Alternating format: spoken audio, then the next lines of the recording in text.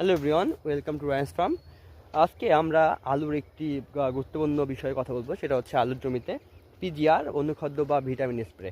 বন্ধুরা, আমরা সচরাচর সবাই আমাদের আলুর জমিতে পিজিআর, ভিটামিন বা অনুখাদ্য স্প্রে করি, কিন্তু আমাদের কিছু সময় আছে যে সময় আমরা এই পিজিআর, অনুখাদ্য বা এই ভিটামিনগুলো স্প্রে না করাই আমাদের আলুর জমির জন্য উত্তম। যেমন ধরেন, আপনার জমিতে যদি লেট ব্লাইট বা আর্লি ব্লাইট বা পচানি রোগে আক্রমণ করে, সেক্ষেত্রে কিন্তু কখনোই আপনারা আপনার জমিতে এই পিজিআরগুলো ব্যবহার করবেন না। সেক্ষেত্রে কী হবে? সেক্ষেত্রে আপনাদের কিন্তু এই ব্লাড রোগ বা পচানি বা এই নাভিশ্বাসের রোগের কিন্তু প্রাদুর্ভাবটা আরও বেড়ে যাবে। এবং অবশ্যই আপনার জমিতে যখন সেচ দিবেন, এই সেচ দেওয়ার সময় বা সেচ দেওয়ার পূর্বেও বা পরবর্তী সময়েও কিন্তু আপনারা এই পিজিআরগুলো স্প্রে করবেন না, কারণ এই সময়ে সেচ দেওয়ার ফলে কিন্তু আমাদের জমিতে অনেক সময় ফাঙ্গাসে আক্রমণ করে, বা ওই সময় এমনিতেই আলু যখন জমিতে রস যখন গাছগুলো গ্রহণ করবে, তারা কিন্তু অটোমেটিকলি তাদের গ্রোথ ভালো হবে। সেই সময় কিন্তু আপনারা আপনার জমিতে পিজিআর স্প্রে করবেন না।